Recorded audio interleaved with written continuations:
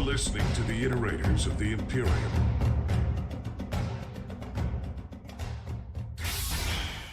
Hi, I'm MEZ, and I'm here with my lovely co-host, Ryan. And you're listening to Season 3 of the Iterators of the Imperium podcast. The podcast in which Ryan is the expert on Warhammer 40K, and I am the noob trying to learn about the Warhammer universe. And as you guys can see, our beautiful studio is in flames because we're talking about the traitors. Which one it is, I do not know. But Ryan is going to tell us a story about the traitor momentarily. But yeah, let's get into it, Ryan. So you take it over.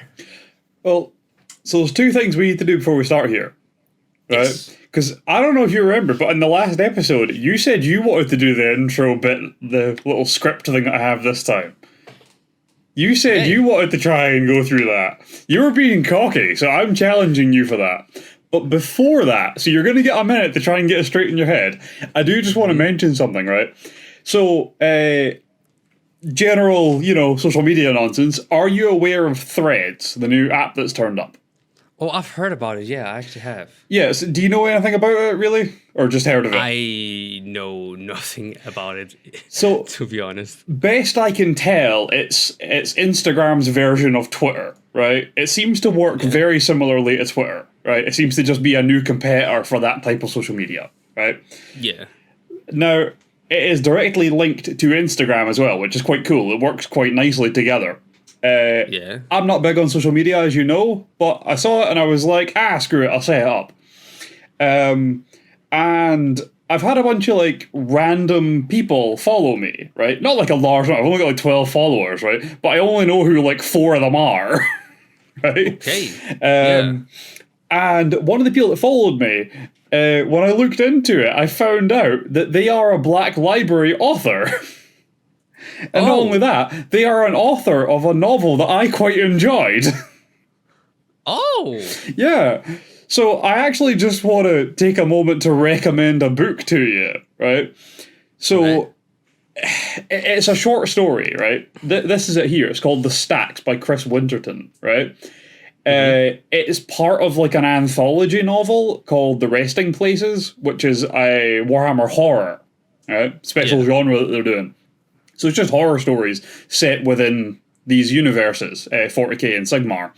And this particular one is an Inquisition archivist who basically just gets told to go find an old tome, but kind of loses their mind in the process. It's creepy, it's cool. That anthology was the first of the Warhammer horror ones I ever read.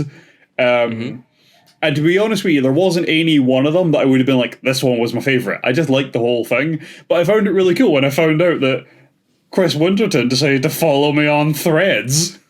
So I just wanted to take that chance to recommend this, to recommend the Resting Places novel, the anthology, to anyone and everyone.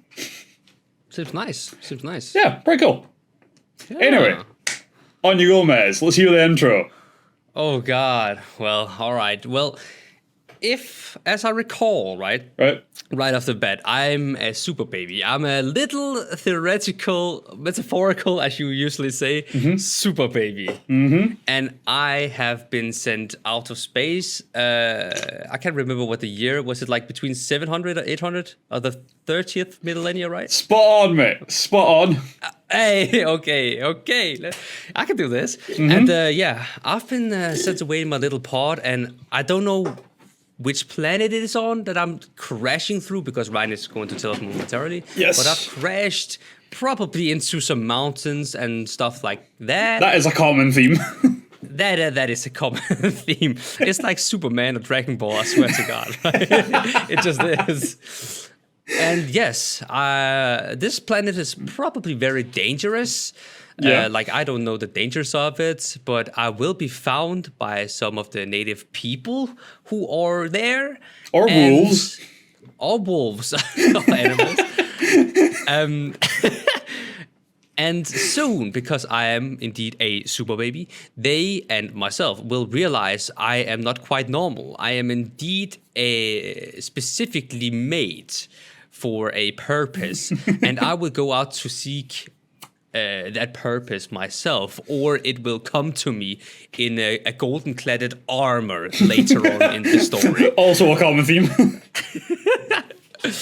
And yeah, that's about it from the top of my head. But yes, did I miss anything, Ryan? So my thing is usually the bit about you being Sewer Baby. Then there's a little bit about the date and the Eldar situation. Then there's a little summary of what's first breath.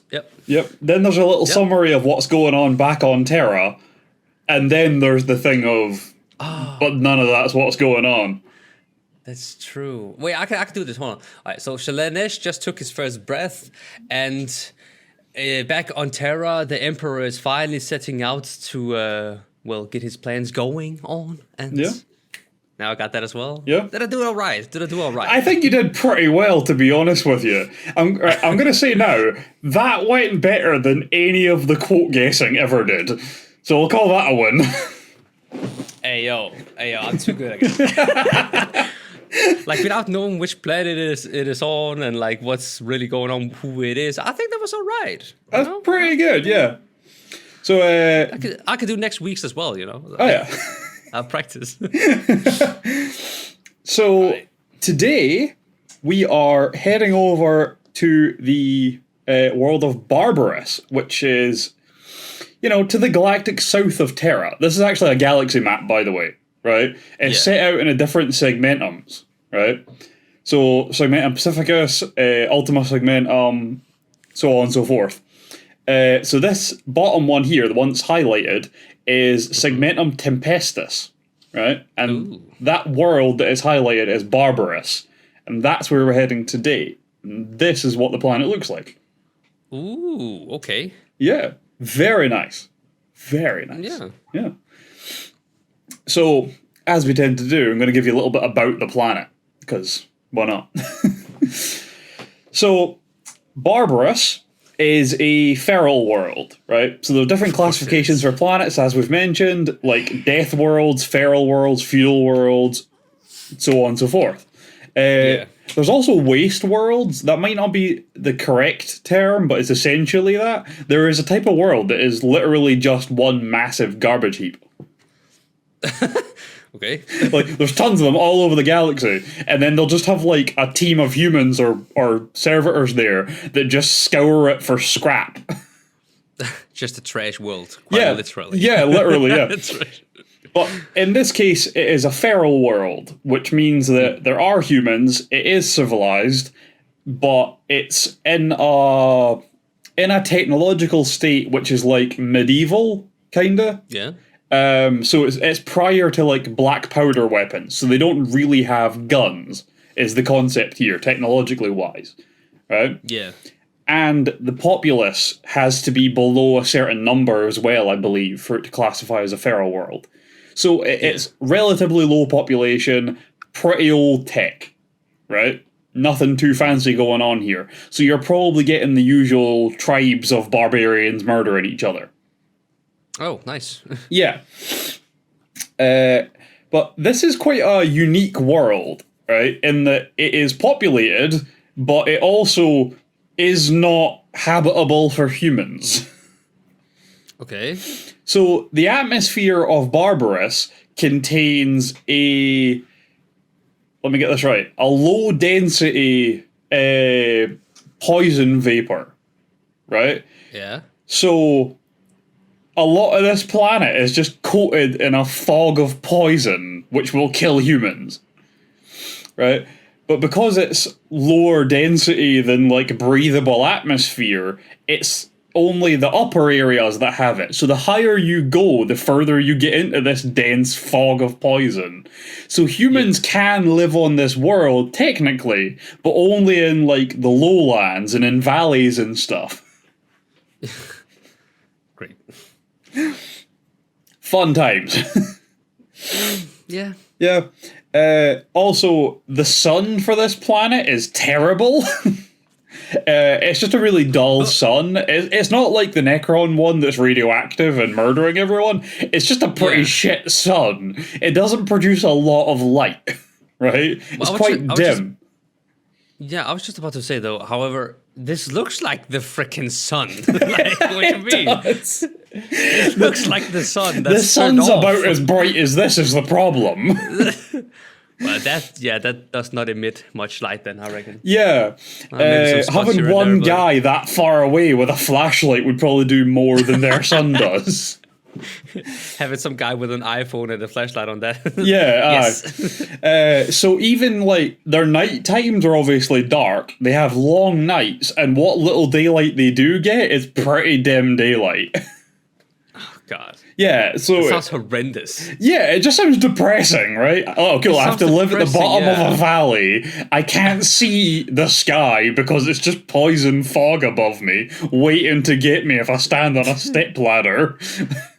Like, And it's cold all the time. well, it's not an overly cold planet. So what I'm assuming is actually that it's relatively close to the sun. The sun just isn't very good.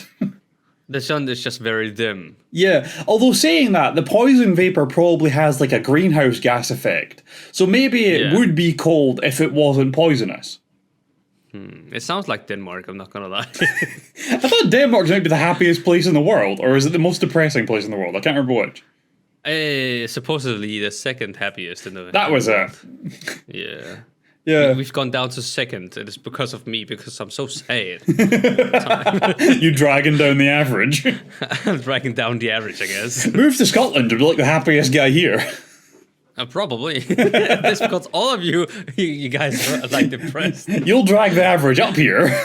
Yeah. So, Barbarous is a vaguely miserable planet, right?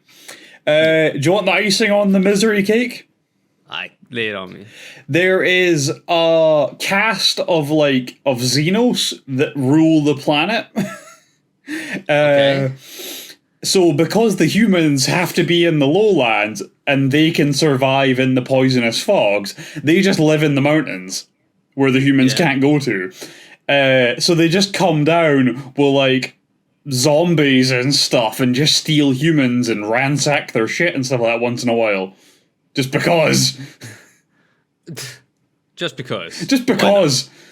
So, for the record, right, it is officially documented that they are Xenos, or that they were Xenos, I should say, because they're all dead now, so we'll never get a clear answer on this. Yeah. But there is some belief, because their known fighting forces were basically shambling undead humans, that it's also quite likely that they were actually just, like, ancient humans that the now existing ones were, like, descendants of. So, like, they are, you know, long-lost versions of the humans that initially inhabited Barbarous, right? That have since succumbed to a combination of the poison mists and chaos worship. So they've just became, like, kind of warp-twisted. And that's why they're able to survive the fog. But also that would explain why they have, like, shambling undead as their underlings. Yeah. Yeah. So might have been some kind of alien, might have been like Nurgle's kids. We don't know for sure, we'll never find out, because this was a long time ago. Yeah. Yeah. So there's that. So there's a bunch of these people that act as like overlords and just come down into the valleys to steal humans and stuff once in a while and murder things. And they all fight amongst each other. Nice. Yeah. And so we come to you. This is where your story kicks off, right? You hurtle through the atmosphere, pummel to the ground in this big wide open plain, right? Big wide open kind of grassy plain. And your pod obviously breaks open from the impact. And as you lay there in your now broken incubation pod, around you, the ground is just littered with the dead and dying. Lovely. And as babies tend to do, you begin to cry. Right? Which is weird, because none of the other Primarchs are ever documented as crying when they pummel into the ground and almost die. Actually, yeah. Why am I crying, Ryan? You're freaking out, man. I don't know. I thought I was a super baby. Yeah, you're a sensitive one today, okay? I guess so. Yeah. Bit less super, little more baby this time, I guess. Okay. I don't know. So, you started crying. And it might be because you're inhaling poison, actually. You might just be in incredible pain from the moment of your birth. Oh. It sounds plausible. Yeah, because you didn't land in a valley. You landed in, like, a flat plain. So you're in the poison. Oh, God. Yeah. So it might actually just be that your insides are burning. Which would make sense. I'd probably cry because of that. Never mind a baby. Yeah. So you lie there crying, and the thing is, you had landed in the middle of an active battlefield. Right? The bodies lying around weren't because of your pod. You just, like, landed on top of people that had already been murdered or injured severely. Oh, right? God. And there was this great warlord, right? This is the most powerful of these overlords, right? Who was the one who had just ransacked this battlefield. He had just won this war. And he was he was relatively nearby, reveling in his victory. And he hears you crying. And he's like, the fuck is that? So he spends a day, or over a day actually, hunting for you, following the sound of you crying, till he finds you. Wait, just a second. How loud am I crying? Well, that's the thing, not that loud, because it took him a day and a half, or a day and a bit to find you.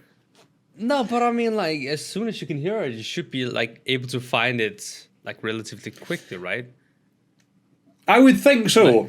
I'm guessing it's a combination of possibly, like, starting and stopping crying a lot, like babies tend to do. Cry for a little bit, stop for a little bit, cry for a little, stop for a bit. Right?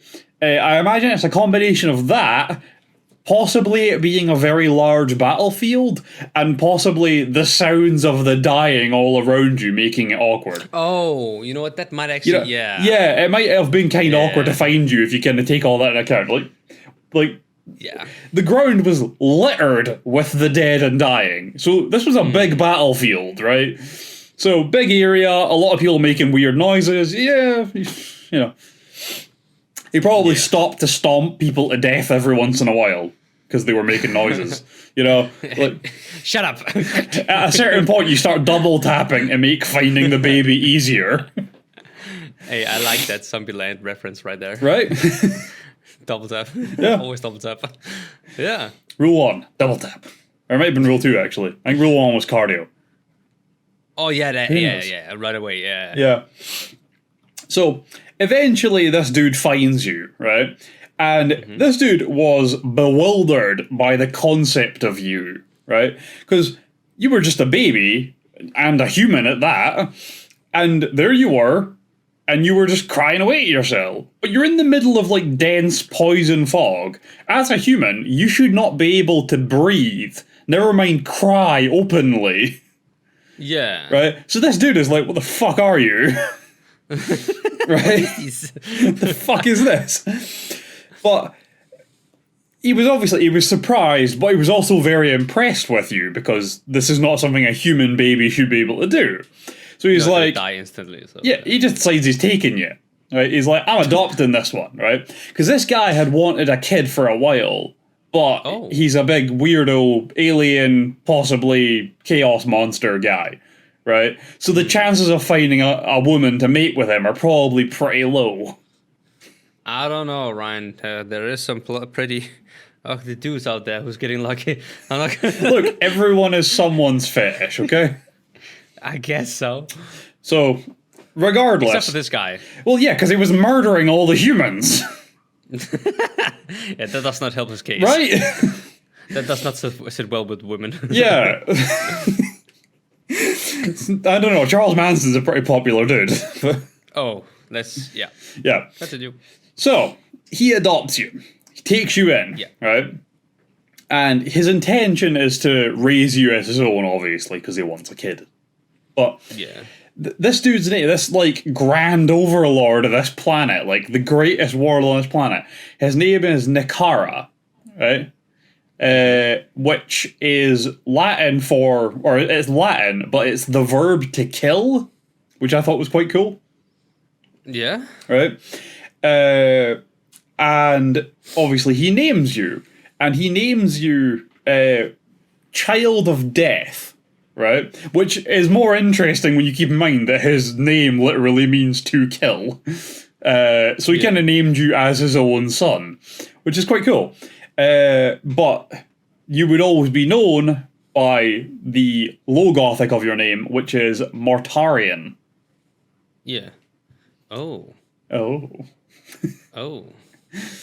So, yes, today we are talking about the Pale King, Mortarion, the Lord of Death, as he is known. It's got a few names. Oh. Yeah, I was like, wait, you just spoiled it like casually who it was, but alright, nice. No, this is the naming point. This is when this happens. Oh, I thought it was like, I thought you just skipped to that because of a slip up, but no, it's... No, the dude just named you because purpose. he just found a baby in a field, decided he was keeping it, and decided to name it. Well, this story has already started out being very, I don't know. It gets worse Warhammer-ish. and better at the same time, don't worry. Alright. Fair warning though, this is Mortarion. You're going to see some weird shit in this episode. Probably, yeah. Okay, cool. So, as time goes on, Nakara obviously raises you. When you get a little bit older, he decides he needs to test you for his own safety. He needs to know how high you can climb before the poison gets you. For his own safety, right? Because if it's right to the top, he needs to leave. Because if you decide you don't like him one day, you're going to fucking kill him. Right? No one else can do that. But if you can, he needs to know about it. So he just lets you climb the mountain from the bottom, and when you get to a point you can't go any higher, he marks it and then builds a big ass wall around that height, and then builds his mansion above that point. Okay. It's a lot of work, but like, well, he's a weird chaos alien overlord. He can do what he likes, I guess. I'm not going to question his motives. Survival is a key, I guess. It's just security, you know. Yeah. So he builds this huge wall of black iron all the way around this height in the mountain so you can't get to him. And then he just continues to raise you anyway. This is so weird. He's a weird dude, right? So, raised you as his own, teaches you to be a warlord like him. So he taught you about, like, you know, strategy, but also just straight up combat, right? Yeah. And he even, like, had you fighting at the front of his armies and stuff. So you were getting proper, like, one-on-one against other warlords kind of combat. You were getting real experience, right? And time goes by, and you obviously hear rumors. You hear about the humans that live in the valleys, that live in the lowlands, right? And you're like, well, haven't I a human, right? And you're like, well, can I go meet them? And Dad's like, absolutely fucking not, right? No, that's bad. We don't do that here, right? But you've seen the humans, like you've seen them being taken as prisoners and stuff for his experiments and things like that. At some point, your curiosity eventually gets the better of you, and you decide you're going to go see the humans. Yeah. Right? You're like, you know what, fine, I'm just going to sneak out for a bit. Unfortunately, when you sneak out, Dad finds out, and the last thing you hear from him is him screaming after you down the mountain that if you come back, you will die. Like, What? He's taking you leaving as you, like, turning your back on him. That is, like, the ultimate betrayal to him. He said, don't leave, don't go meet the humans. Basically, I think he hadn't indoctrinated you enough yet to hate them and do what he wanted. But also, I guess he was obviously very afraid of what you represented, because you were an actual threat to him, unlike anything else on the planet. So I guess there's that whole thing of, if he goes and meets the humans out of curiosity, that's too open-minded for me. There's a chance that they just turn him against me, and now I've actually got a problem. So I think he was trying to, like, fuck it, cards on the table, go all the way with the biggest thing I can say, and just be like, if you come back, you die. Try and, like, scare him off from coming back, because if he does, I'm fucked. So, you go to this little village that's at the bottom of this valley relatively nearby. And this is a weird thing, right? A bunch of firsts occur here, right? This is the first time that you smell, like, good food cooking, right? Yeah. This is the first time that you hear genuine laughter. And this is the first time, being in, like, a nice environment with humans out of the poison. This is the first time in your entire life you've been able to see people without a wall of poison fog between you and them. Oh, God. Yeah. Right? This is like day and night difference to you. This is the fucking utopia as far as you're concerned. It's an eye-opener, that's what it is. Fucking right. And you decide that you want to join them. You want to be part of this, right? But you obviously find out, what has actually been happening to them, what the people from these mountains have been doing to them. Yeah. And you're like, well, you realize that what's really been going on is that the overlords have been trying to destroy this little piece of actual happiness on this miserable fucking world for no reason, as far as you're concerned. It's just terrible. So you decide you're going to try and be a savior to these people, right? You can fight, you can do that, you can try. So you're like, right, let's do this. But the thing is, the humans don't just accept you at that. They're not like, oh cool, a savior sent from the gods. You're just some random, giant, skinny creep, right? Like, you've just came down from the fog, like all the other overlords do, and like your skin is stuck to your bones because there's not an ounce of fat on you. Your eyes are all sunken, you're pale as shit, right? You just look like one of the overlords at this point. And they're gonna be like, yeah, Like, they're not gonna take that well. Yeah, so they're like keeping you at arm's length. They're like, this guy's a freak. Like, did he hit his head on the way down? What the fuck's going on here? So you're like, right, okay, need to get on the same page as them. Need to prove to them that I'm, a good guy, I guess, right? That I'm just another human, really. So you decide you're going to just do anything you can, right? Anything you can to help out. So you're just generally a friendly dude. You'll chat away with them. You'll, whatever you can. But then you also do everything you can to help out, right? And the main point of that is just straight up manual labor, because this is like a medieval village, right? They are farming to live and stuff like that. So, like, if some dude's wheel falls off his cart, you'll lift it for him so he can put the wheel back on, right? You'll help hoarding the animals and stuff. I don't know if there are animals, but whatever, right? You're a farmhand for the most part, but otherwise, anything they ask for, you'll do to help, right? Yeah, I'm generally just a good guy. That's it. But the farming is a big part of it, because you gotta remember, these are normal humans that are farming to live, and farming takes a lot of manual labor when well, what if you don't have animals to plow fields and stuff, right? That is a lot of work for humans to do, and these are humans that are probably kinda sickly because this entire planet is poisoned, right? Yeah. So being a Primarch, you are essentially an unstoppable force of endurance compared to them. So you just work and work and work, right? So it gets to nighttime and they have to go sleep and stuff like that. They're taking shifts maybe, whatever. Nah, you just keep going, right? You work for days on end, bring their whole harvest in basically on your own, right? And they're starting to think, this might be a good guy actually. Like, even if we just keep him around, even if he isn't the savior, it's going to make our lives a hell of a lot easier. Right? Yeah. So they're coming around to you. And this is when something kind of important happens, right? Pretty typical for them. You've never seen it before, though. They are raided by one of the overlords, right? One of these kind of chaosy weirdos that can survive the poison. Yeah. Right? And he has his whole horde of shambling undead with him to do the kidnapping and stuff. But this isn't like the overlord that was your dad. This is just like, that's just the title they give to all of these warlords, right? He's one of the kind of lesser ones. He's kind of a loser compared to your dad, right? Yeah. It's like that. If your dad was on par with a Primarch, this guy's the equivalent of like a planetary guardsman, right? He's kind of a nobody, but he's still a threat to like normal humans. Right? Yeah. Just not a threat to you, really. So, the humans of this village do what they usually do. They start fighting back, right? Yeah. So, they don't have, like, weapons, though. They have farming tools and flaming torches.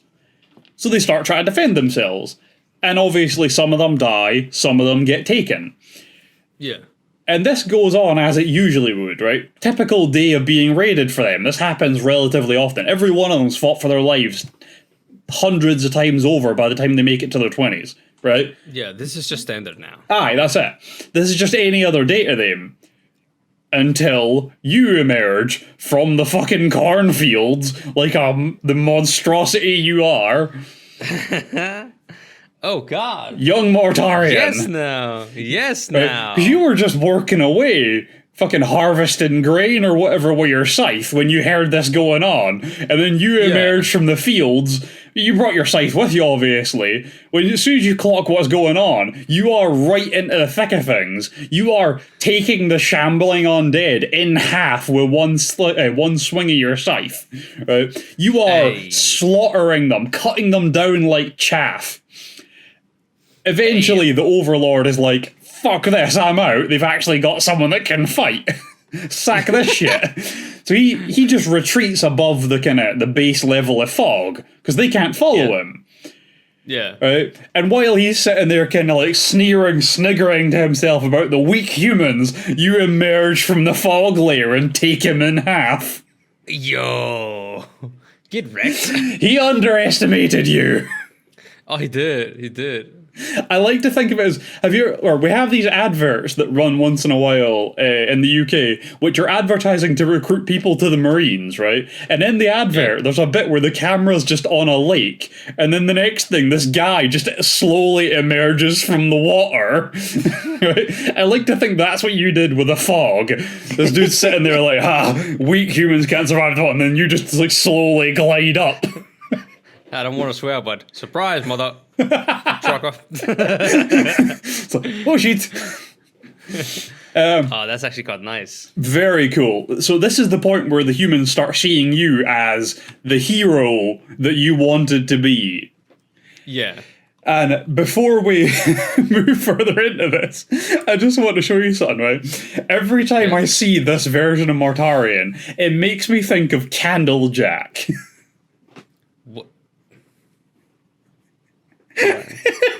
Now, there's going to be like 5 people that watch this that know who Candlejack is, right? Ryan, that's a violation.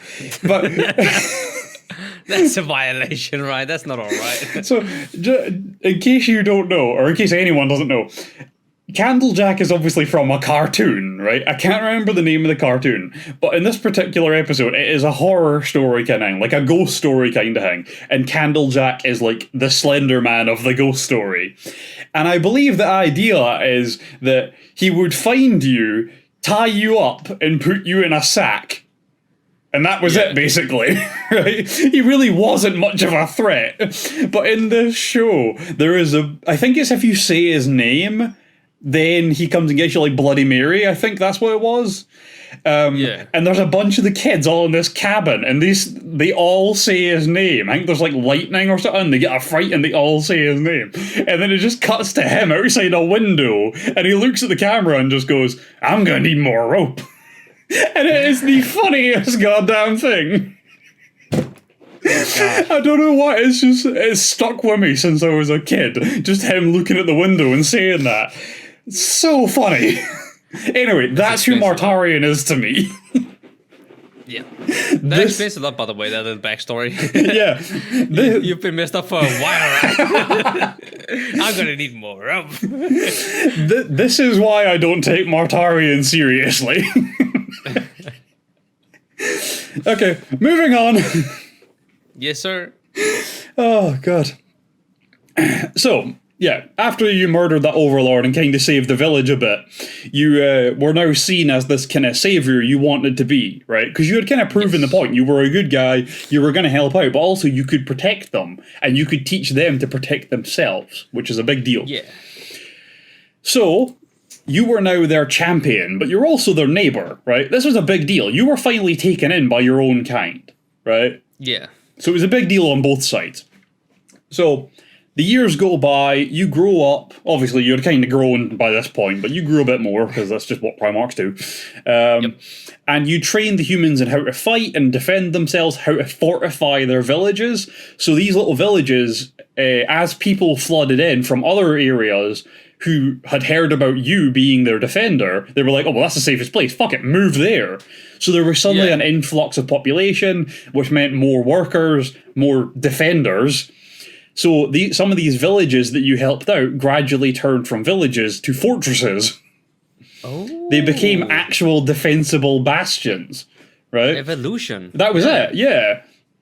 But you also went round a bunch of the other villages, training people in how to fight and stuff like that, and helping out with just whatever they need help with, really. You would turn up, spend like a few days there, train a bunch of their dudes in how to fight properly, and then, you know, fix a cart or two, whatever it was needed done, really, right? You were just all going around being a good guy, a bit of a Samaritan, as it were. Yeah. So, the main issue of what was kind of going on was that the humans still couldn't go fight the overlords, right? They could defend themselves now, but they still couldn't take the fight to them because they couldn't go up into the mountains because of the fog. Yeah. So, they were kind of stuck on the defensive. So you devised a plan, right? Mm-hmm. You recruited the strongest warriors, right? The most sturdy, like, best endurance kind of warriors that you could find from all of these places you had been to, right? You went round all the villages again, hand-picked the best of the best, right? The toughest people. We're like, right, you're coming with me. And what you did was, you got the blacksmiths, when they didn't require tools immediately, like to be making tools, you had them go on to making weapons, right? You showed them the kind of things you needed made, right? You had them making armor. You trained these troops one-on-one for, like, you drilled them for long periods of time. So they became elite troops under you with actual weapons and armor able to fight properly. But, like with most Primarchs, you had a mind for inventing, right? And what you invented, out of necessity, was like a rebreather, like a toxin filtration system. Ooh. Right? Yeah. Which would allow them to go into the fog to fight. So from this point on, these troops were known as your Death Guard, right? Mm-hmm. And you would lead them in actual assaults to take down the overlords rather than just defending from them. But you also had the benefit of, if you were attacked, you could pursue them into the fog. So you could be, like, they were already on the back foot from losing in their assault on the village. But now you can just chase after them and gut them down, right? So the overlords gradually got whittled away by you and your troops. There was a secondary thing that happened with them as well, because you gradually kept improving their gear, so you were constantly working on better ways to have this filtration stuff work. But also, you were having better weapons built, better armor devised, stuff like that. And obviously they were constantly getting better at fighting because they were now doing it alongside you. But there was a kind of a secondary thing that went on, which was because they were exposed to the fog so often, but with the filtration device, it was like a low-level version of that particular poison, right? Mm-hmm. So they started to develop an immunity to it,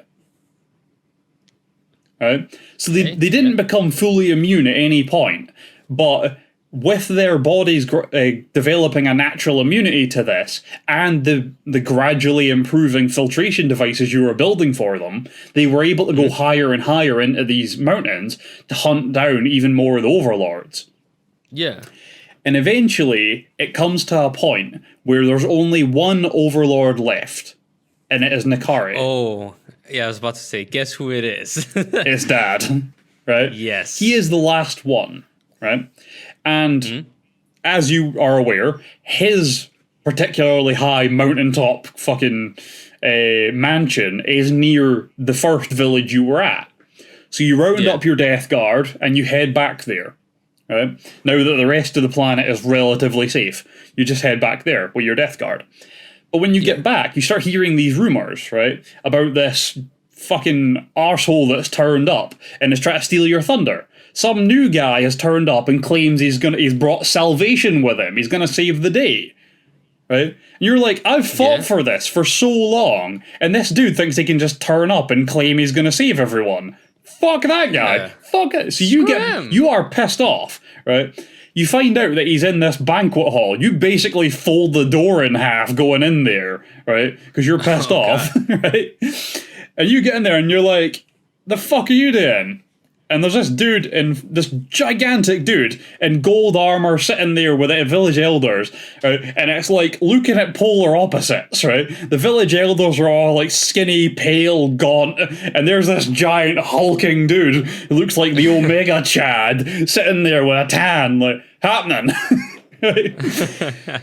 So you end up chatting with him for a bit. You kind of challenge him on his claims that he's going to turn up and save the day, and you're like, no, like, I'm fucking saving the day here. I've worked for this for decades.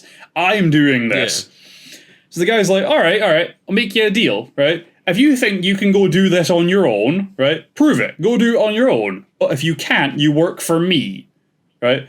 But you're already pissed off. So you're like, all right, fine, fuck it, I'll do that. Fuck you, right? I'm going to go kill him. So you leave your death guard behind and you march up that mountain on your own. Right? Mm-hmm. And you start climbing, right? There you go. There's a picture of you in your armor climbing, right? Oh. So you are scaling this goddamn mountain, right? And when you finally get to the top, I want to explain to you. You still cannot survive this poison, right? As you're getting higher and higher, it's to the point that, like, when you reach Nikari, your armor is, like, rotting off of your body. All of the hoses for, like, the filtration system have melted. So you're just straight breathing poison now, right? And you're struggling to stay conscious, right? You're all dizzy and your eyes are blurry and you're in agony and everything. And obviously, brief fight breaks out.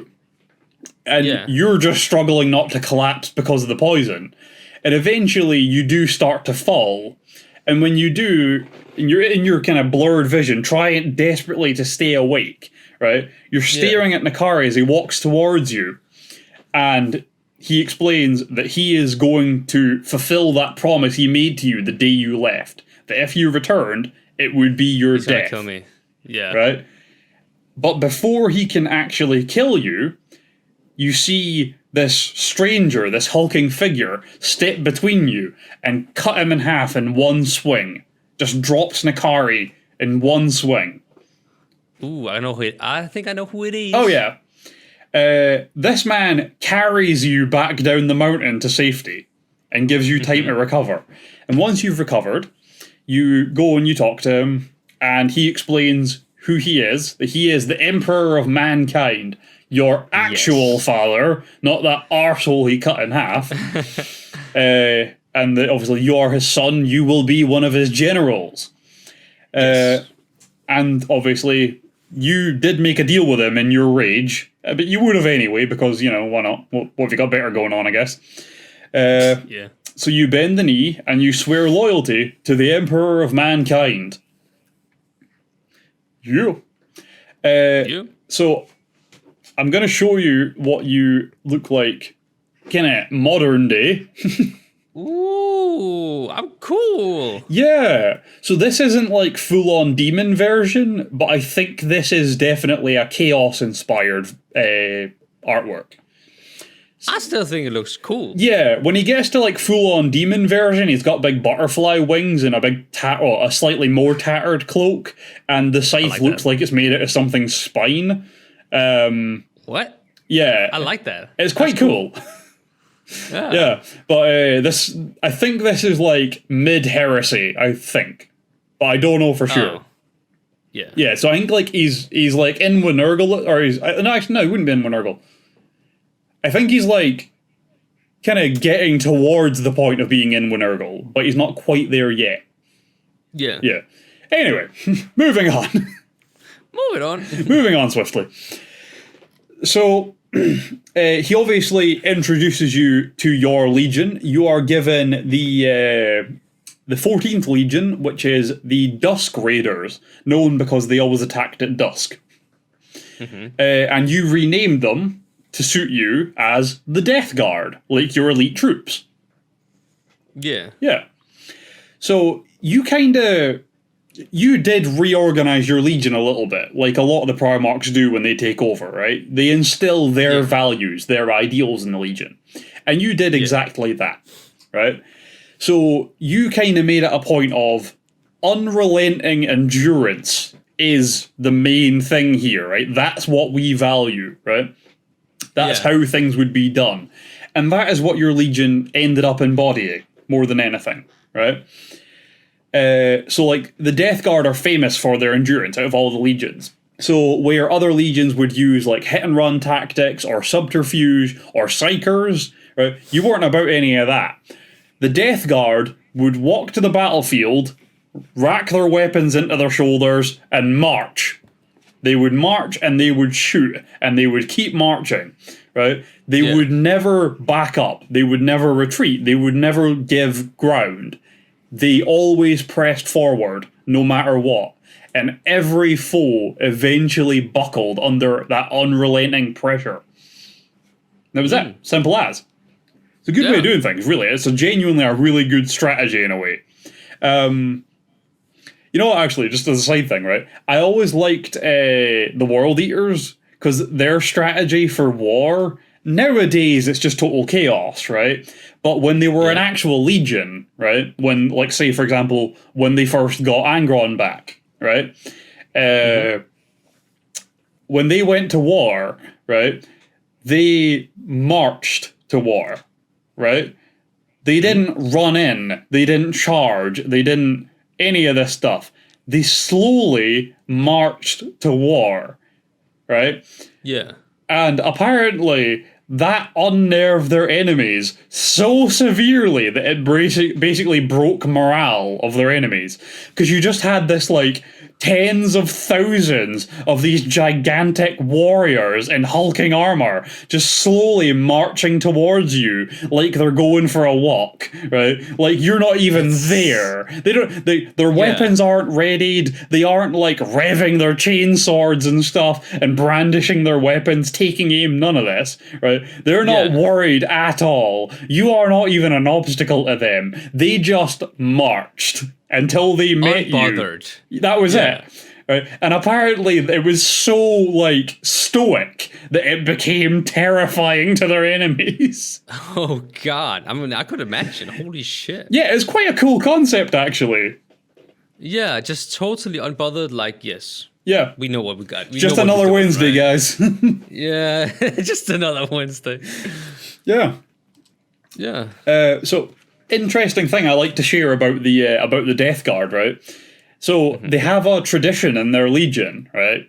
Mortarion specifically brought in this tradition, where they would have a celebration kind of thing. It was for morale, right? It was both a test and a celebration, where Mortarion would share a chalice of poison with his favored warriors.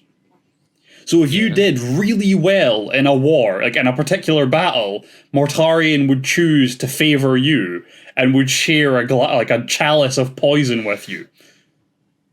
But it was as much a test to see if you could withstand the poison as it was a celebration of you having done really well, of, like, him expressing his favor, which is quite cool.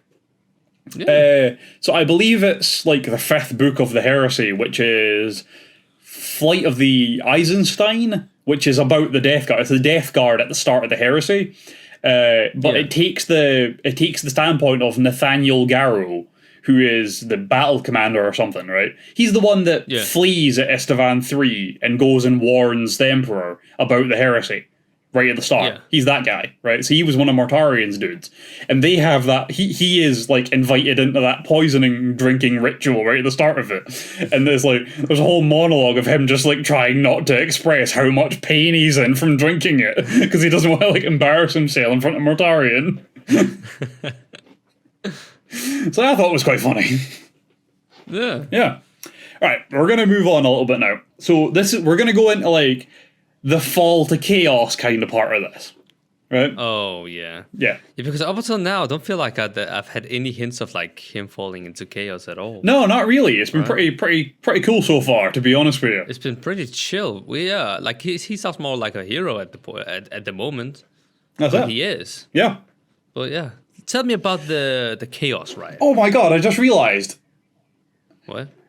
Remember, it was a few episodes ago, we were talking about, like, I think we were talking about, like, heroes to villains kind of thing. Oh, villains to heroes, sorry. Like, friends to enemies kind of thing. Oh, enemies to friends kind of stuff. Yeah. And I was like, oh, I want a bastardization arc. I want to see the good guy turn evil.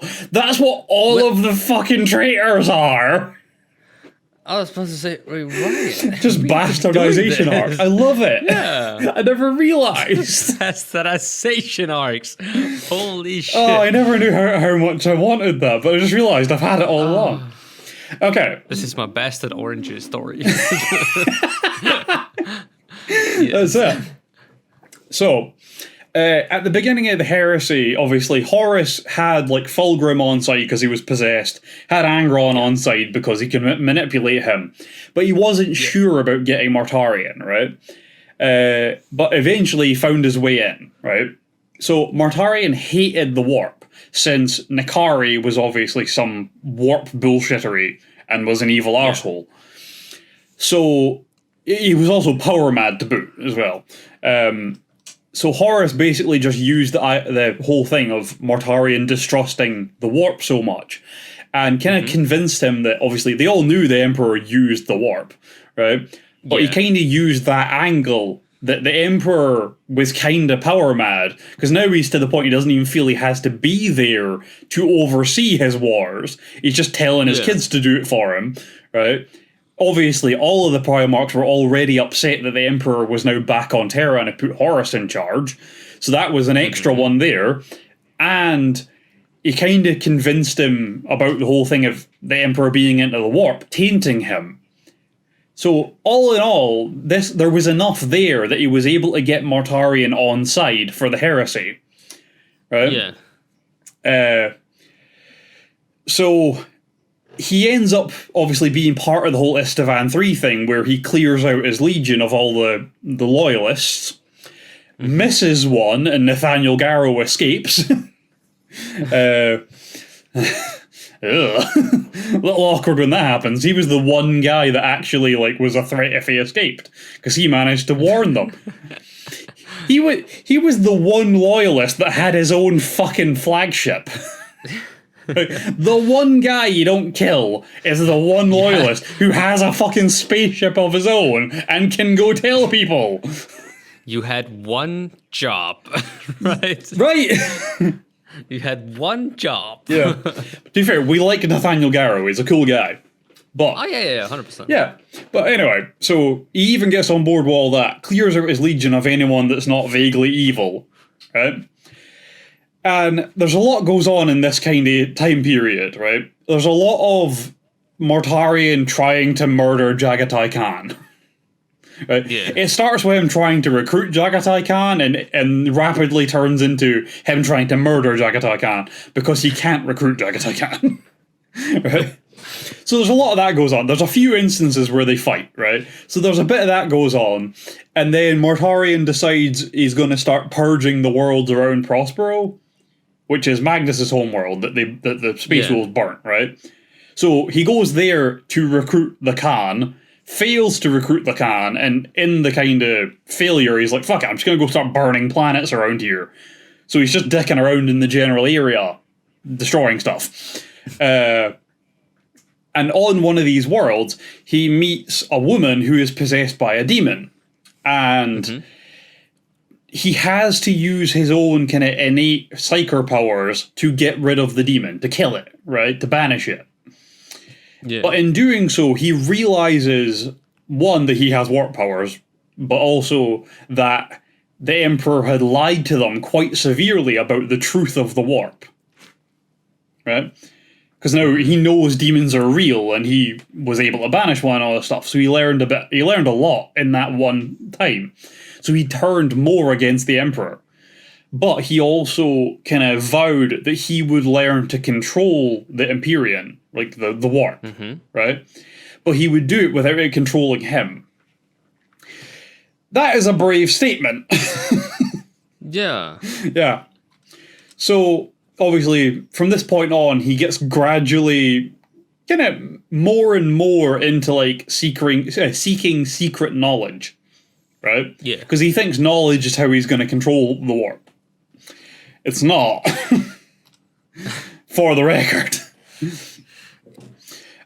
So it got to a point that he was like hoarding Xeno and warp artifacts and like experimenting with them. Yeah. And this kind of comes to a head when he ends up sacrificing a bunch of his own elite troops to revive one of his dead lieutenants, who his name is Ignatius Grugor. It's in there somewhere anyway. So he brings this guy back to life by sacrificing a bunch of his dudes, but he's obviously like a big warp thing now. Yeah. So that's the trade-off you make, I guess. Yeah. So you then spend another great deal of time trying to murder Jagatai Khan and the White Scars because Horus has ordered you to.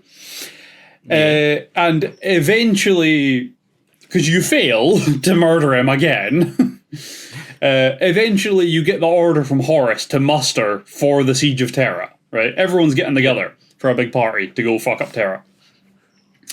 So you first have to meet up with the rest of your legion because you've separated at this point.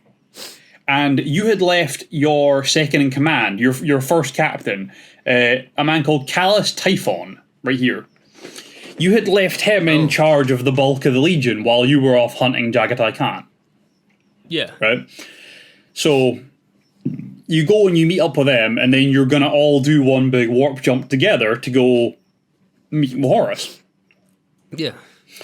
Now, immediately, it seems like Callus Typhon here is acting weird, right? He doesn't seem quite right, and you're suspicious, right? And he manages to convince you that you should all go on his flagship, or well, you should join him on his flagship, the Terminus Est, rather than taking your ship, which is the Endurance, right? So you're like, all right, fine, whatever. So you go with him. You do the warp jump. So while you're in the warp, right, this dude, Typhon, starts freaking out, claiming that all of the navigators are Imperial agents. They're traitors working for Malkador the Sigillite. Okay. So he orders all of their executions. So you're now in the warp without navigators. Right? Yeah, that's not a good situation to be in. Yeah. So you're obviously like, what the fuck are you doing? Right? And he's like, don't worry, my dudes are specially trained, we'll manage. And you're like, doubt. Doubt. Right? Now, weird shit starts to happen because you're stuck in the warp for fucking ages. Right? Yeah. So it begins with flies. Just a bunch of flies start turning up all over the Terminus Est, right? But I say flies, I'm pretty sure they're actually wasps. Just saying. Yeah. Somewhere in the middle of those two, I'll show you them. This is a destroyer. What? This is a destroyer wasp. Okay, it looks dangerous. Yeah. So these fuckers started appearing on the ship, right? And they would infect people. They would infect the Marines, right? So what they do is they burrow inside them, lay a bunch of eggs, right? The Marine obviously is in unbelievable agony. Their body starts to bloat and like rot from the inside out, but they can't die. They're just in unbelievable agony and swelling with these fuckers inside them until eventually they burst open. Their stomach just bursts open and thousands of these fuckers fly out. And then they go off and they infect other people. And this dude is left alive with these things crawling around inside him with his stomach burst open. Yeah, it's disgusting. That is what's known as the Destroyer Plague. And these are the Destroyers. Yeah. So, this obviously becomes a problem. Because all of your legion is now suffering with this bullshit. But eventually, obviously, you try to get the apothecaries to find a cure for this. You're obviously all going around swatting bugs all the time, but you can't get rid of them all because people are infected with them and the people don't die. The apothecaries can't find a cure for any of it or a way to get rid of them all, so there's nothing to do for it except for suffer it and try to survive. But the thing is, you can't die anyway. For some reason, your Marines will not die no matter what happens. Right? Yeah. And it's when Mortarion himself finally starts to fall ill that he decides to face Typhon and accuse him of treachery, right? And when he does, Typhon immediately admits that he lied about all of it, right? The Navigators were not traitors, right? This was all by design, but it was for a bigger picture that you're not seeing, right? Yeah. He just wants you to embrace the gift that is Grandfather Nurgle, right? Just get on board, man. Obviously, Mortarion goes fucking nuts and starts attacking him. Yeah. But Typhon is kind of chaosy at this point, as you might have guessed, and now has pretty enhanced psyker powers. And he uses his powers to defend himself. He's able to hold off Mortarion's attacks for a bit. But only for a time. Eventually, he breaks through this and downs Typhon, right? Kills him right then and there. Yeah. But, unfortunately, as is usually the first gift from Grandfather Nurgle, Typhon just comes back to life. Right? So Mortarion decides, trump card time, and unleashes the warp monster that fucking is Lieutenant Ignatius Grugor. Right? He unleashes him, and he strangles Typhon to death. Oh, God. Right? I guess his thinking is, like, he's came back to life because he's, like, now all warpy. Maybe this big warp monster dude I've got can murder him. I guess that's his thinking. Unfortunately, that didn't take either, and Typhon comes back to life again. And then the two of them start laughing. And you realise that you've been betrayed by both of them. They're both working for Nurgle. And they have been the whole fucking time, basically. Yeah. And now, keep in mind, you are infected with the disease now, right? And you are suffering. You are struggling, right? It is getting worse and worse. And before it kind of takes hold of you properly, the last kind of thing you see is, as a reward for their work on behalf of Nurgle, gifts them a boon, and Grugor dissolves into Typhon's body, and Typhon becomes a living host for the Destroyer Plague. So the plague that Nurgle has created, that is these bugs, now originate from within Callous Typhon. Right? Who has now been renamed and remade, reborn, if you will, as Typhus, Herald of Nurgle. Oh, and bearer of the Destroyer Plague. Looks kind of disgusting, not Yeah, he's fucking disgusting.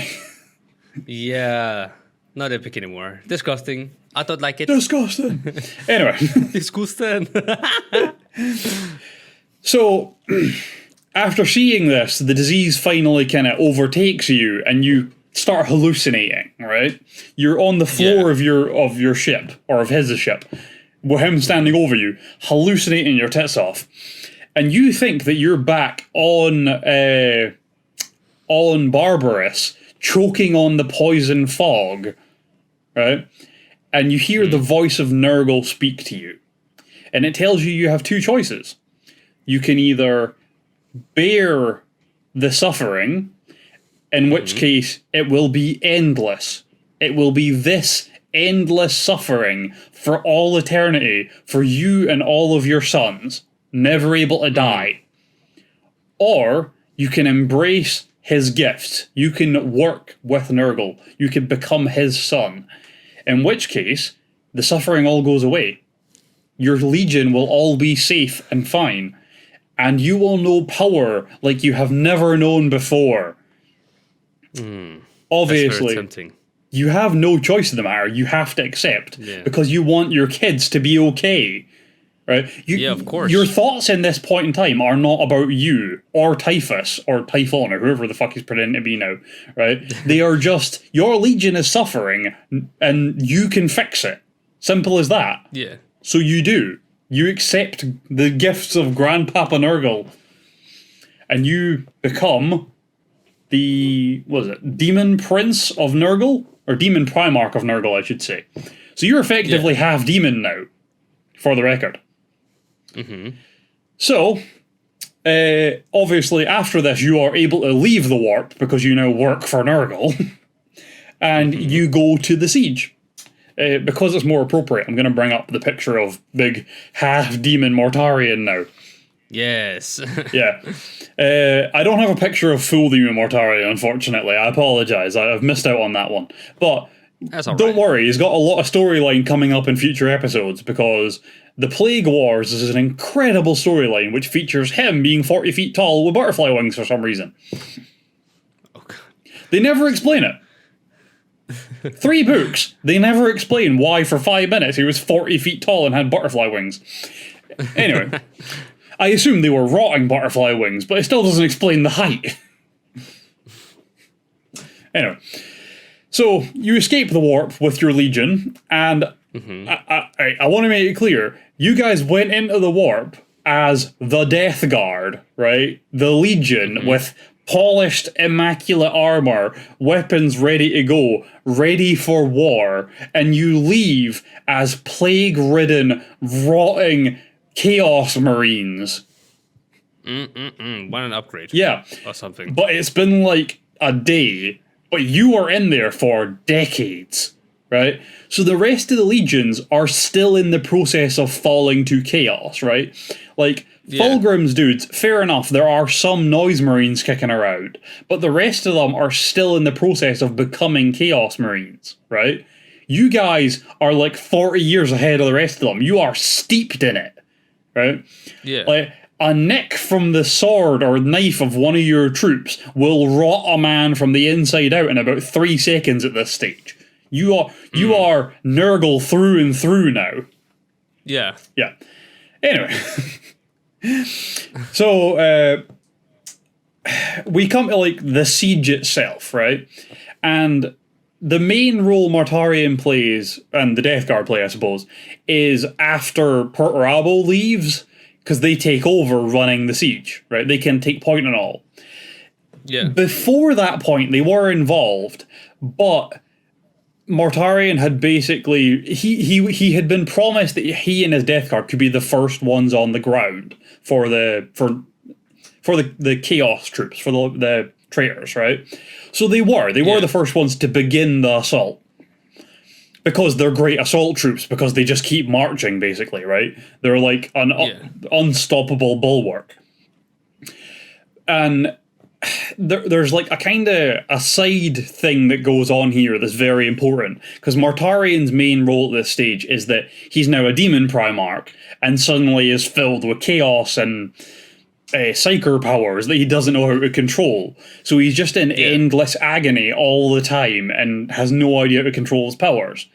And he ends up meeting up with Magnus, and Magnus teaches him how to control his powers properly. So he's free of the pain, and he can actually use the gifts Nurgle has given him to their actual uses, to their full potential. Yeah. And then Mortarion returns the favour and basically allows Magnus to be able to sneak into the Imperial Palace through the underground pathways.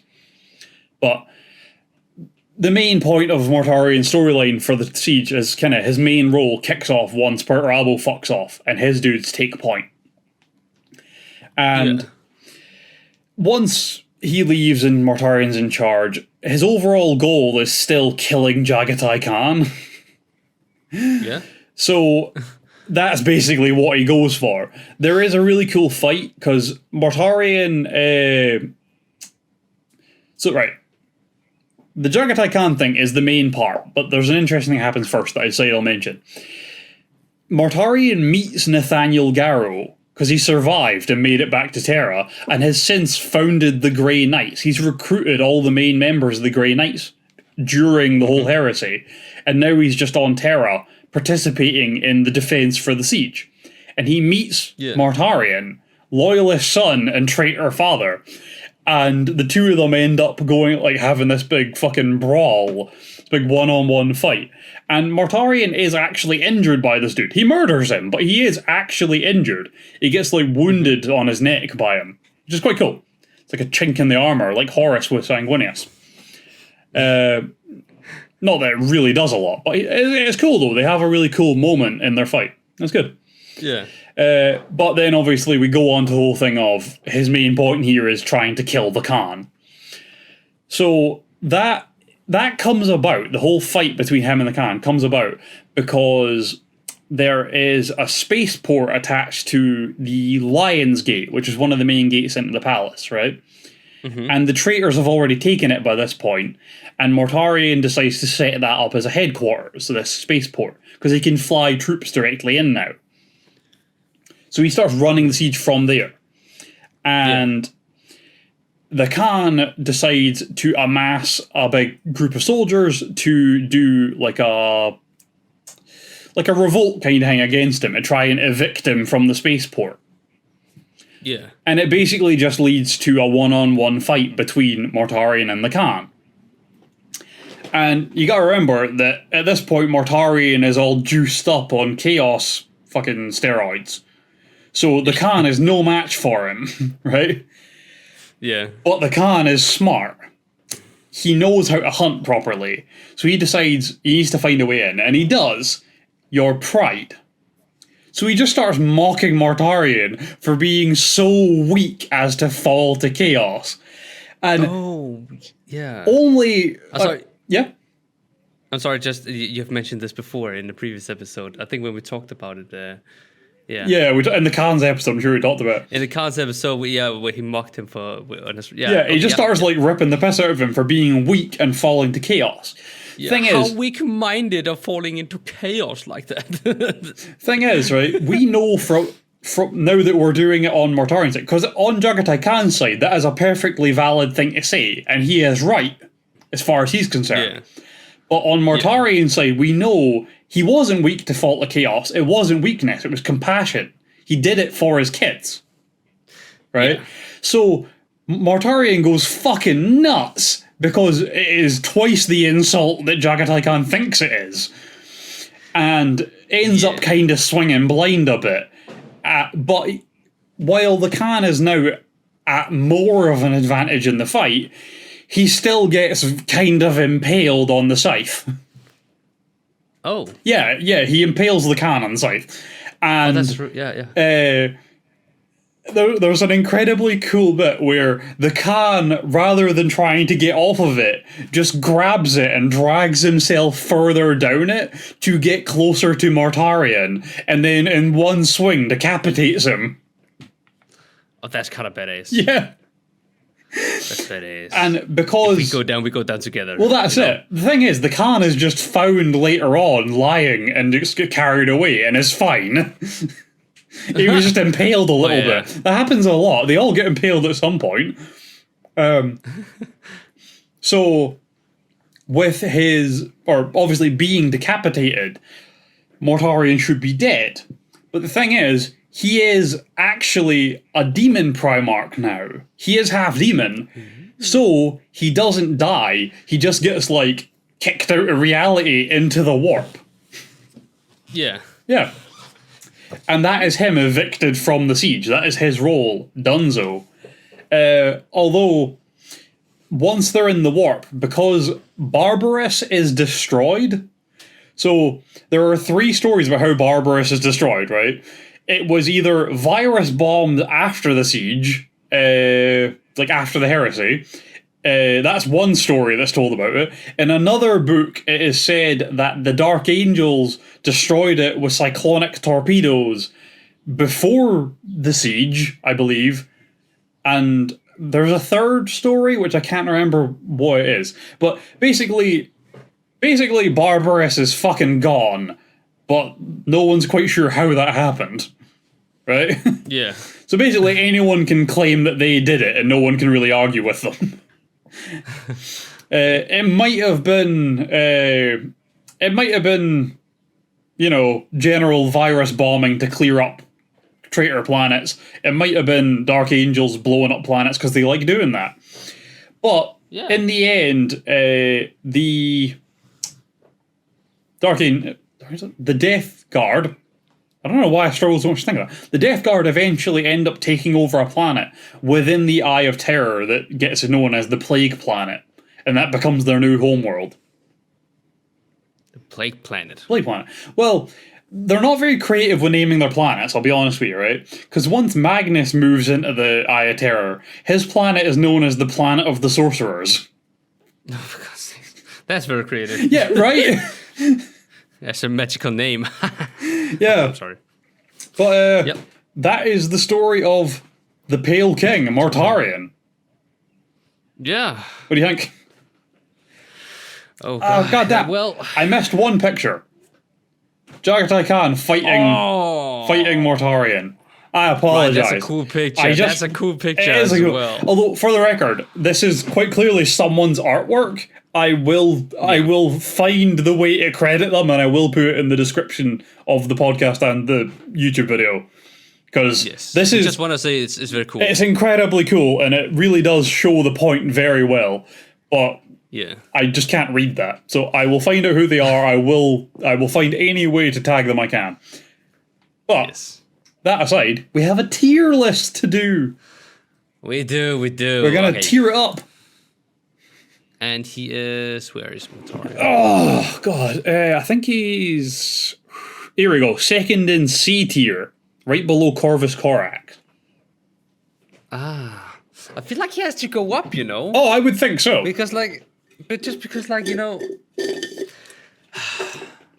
what really caught me is, the sacrifice. Yeah. What you say, sacrifice of himself going full chaos with you say the compassion part of it, right? Yeah. That's very noble because, as you say with the Khan as well, mocking him for going into chaos. There's two sides of the story, right? Yeah. I like that. I think he has to move up at least 2 or 3 spaces, not tiers, but spaces at least, right? I think he's kind of. So he can either. So if we're doing 2 or 3, right? It would either be above Ferrus Manus but below Rogal Dorn, or it would be above Rogal Dorn but below the Khan. I think keep him.